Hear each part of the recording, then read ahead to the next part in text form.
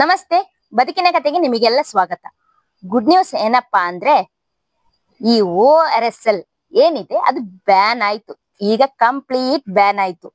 ಹೌದ್ರಿ, ಡೆಲ್ಲಿ ಹೈಕೋರ್ಟಿಗೆ ಈ ಒಂದು ಕೇಸ್ ಹೋಗಿತ್ತು. ಅದರ ಬಗ್ಗೆ ಈ ಹಿಂದಿನ ಕೆಲವು ವಿಡಿಯೋಗಳು ಮಾಡಿದ್ದೆ.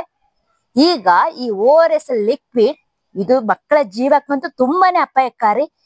ಈ ಅಂಶ ಮನಗಂಡು ಡೆಲ್ಲಿ ಹೈಕೋರ್ಟ್ ಬ್ಯಾನ್ ಮಾಡಿದೆ. ಆ ಬ್ಯಾನ್ ಆದ ಪ್ರಾಡಕ್ಟ್ ಎಲ್ಲಾದ್ರೂ ಮೆಡಿಕಲ್ ಶಾಪ್ ಅಲ್ಲಿ, ಸೂಪರ್ ಮಾರ್ಕೆಟ್ ಅಲ್ಲಿ ಸಿಕ್ಕರೆ ನಿಮ್ಮ ಮಕ್ಕಳಿಗೆ ತೆಗೆದುಕೊಡಕ್ಕೆ ಹೋಗ್ಲೇಬೇಡಿ. ನಿಮ್ಮ ಮಕ್ಕಳ ಜೀವಕ್ಕೆ ನೀವೇ ಕಂಟಕ ತಂದಂಗೆ ಆಗುತ್ತೆ.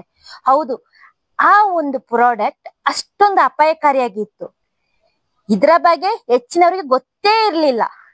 ಈ ಬಗ್ಗೆ 8 ವರ್ಷಗಳಿಂದ ಹೋರಾಟ ನಡೀತಿದ್ರು. ಇದ್ರ ಬಗ್ಗೆ ಅವೇರ್ನೆಸ್ ಬಂದಿದ್ದೇ ಇತ್ತೀಚೆಗೆ. ಆಗ ನೋಡಿ, ಈ ಹಣ ಇರುವ ಕಂಪನಿಗಳು ಹೇಗೆ ಜನರನ್ನ ಮಂಗ ಮಾಡುತ್ತೆ ಅಂತ. ಅವರಿಗೆ ಅವರ ಲಾಭ ಅಷ್ಟೇ ಮುಖ್ಯ ಆಗುತ್ತೆ, ನಮ್ಮ ಮಕ್ಕಳ ಆರೋಗ್ಯ ಅವರಿಗೆ ಮುಖ್ಯ ಅಲ್ಲ.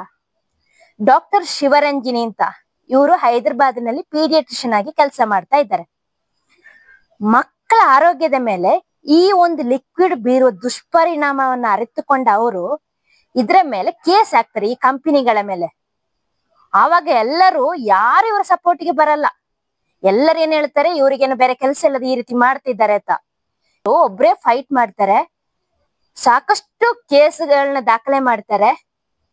ಒಂದು ತಮ್ಮ ಇನ್ಸ್ಟಾ ಪ್ರೊಫೈಲ್ ನಲ್ಲಿ ಇದರ ಬಗ್ಗೆ ಮಾಹಿತಿಗಳನ್ನ ಹಂಚಿಕೊಳ್ತಾ ಹೋಗ್ತಾರೆ. ಆವಾಗ ಸ್ವಲ್ಪ ಜನರಿಗೆ ಅವೇರ್ನೆಸ್ ಬರುತ್ತೆ.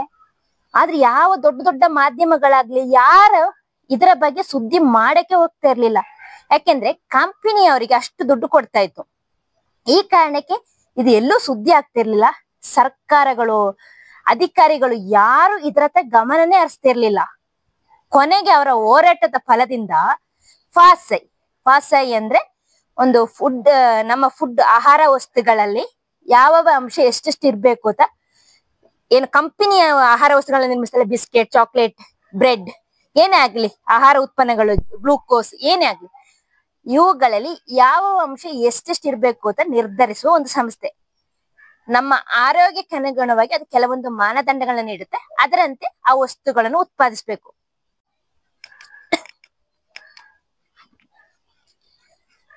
ಆ ಸಂಸ್ಥೆ ಈ ORSL ಏನಿದೆ ಅದನ್ನ ಬ್ಯಾನ್ ಮಾಡುತ್ತೆ. ಆವಾಗ ಶಿವರಂಜನಿ ಮ್ಯಾಮ್, ನಾವು ಗೆದ್ವಿ, ಇನ್ನು ನಮ್ಮ ಮಕ್ಕಳ ಆರೋಗ್ಯಕ್ಕೆ ಈ ಒಂದು ಲಿಕ್ವಿಡ್ ಹಾನಿ ಮಾಡಕ್ಕೆ ಸಾಧ್ಯ ಇಲ್ಲ ಅಂತ ಖುಷಿ ಪಟ್ಟಿದ್ರು. ಆಘಾತಕಾರಿ ವಿಷಯ ಏನಂದ್ರೆ, ಕಂಪನಿಗಳು ಡೆಲ್ಲಿ ಹೈಕೋರ್ಟ್ ಕದ ತಟ್ಟಿತ್ತು. ನಾವು 180 ಕೋಟಿಯಷ್ಟು ಪ್ರಾಡಕ್ಟ್ ತಯಾರಿಸಿ ಈಗ ಮಾರ್ಕೆಟ್ಗೆ ಬಿಟ್ಟಾಗಿದೆ. ನೀವು ಈಗ ಸಡನ್ ಬ್ಯಾನ್ ಮಾಡಿದ್ರೆ ನಮ್ ಕಂಪನಿಗಳಿಗೆ ತುಂಬಾ ನಷ್ಟ ಆಗುತ್ತೆ. ಅಲ್ಲದೆ ನಾವೊಂದು 10-20 ವರ್ಷದಿಂದ ಮಾಡ್ಕೊಂಡು ಬಂದ ರೆಪ್ಯುಟೇಷನ್ ಏನಿದೆ ಅದು ಹಾಳಾಗುತ್ತೆ ಅಂತ ಬಿಟ್ಟು ಡೆಲ್ಲಿ ಹೈಕೋರ್ಟ್ ಮೆಟ್ಟಿಲೇರಿತ್ತು. ಆದ್ರೆ ಈಗ ಖುಷಿಯ ವಿಷಯ ಏನಂದ್ರೆ, ಡೆಲ್ಲಿ ಹೈಕೋರ್ಟ್ ಕೂಡ ಇದನ್ನು ಬ್ಯಾನ್ ಮಾಡಿದೆ. We have won. Yes, FSSA has given its decision and Delhi High Court said it's not going to interfere. India, we have won. Don't mind the way I look, it's the end of the day. It's okay. I don't care.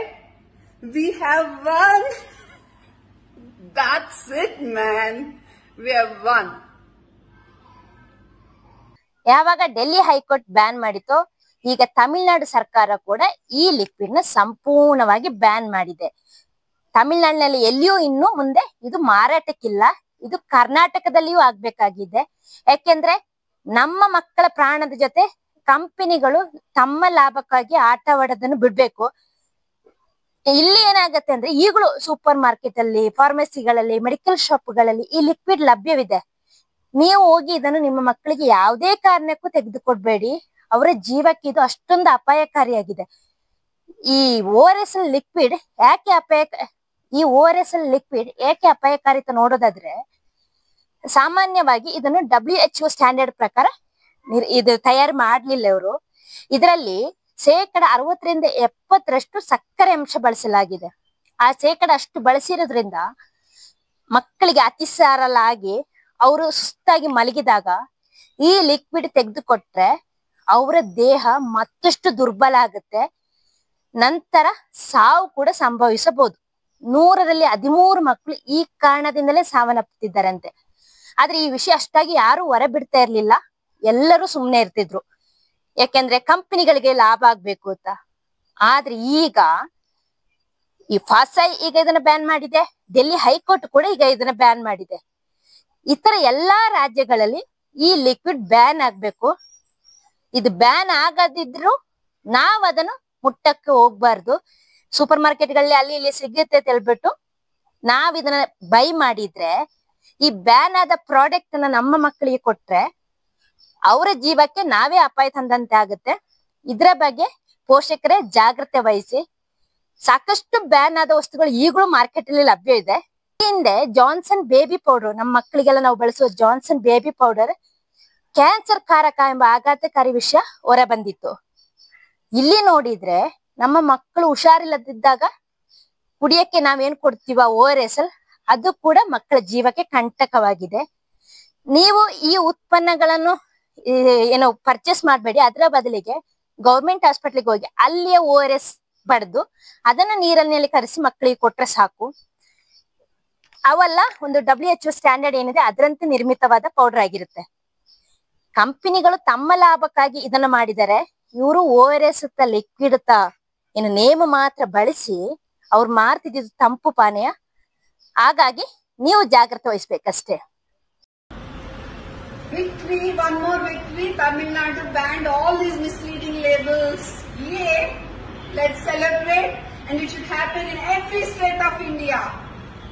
Thank you to the government of Tamil Nadu.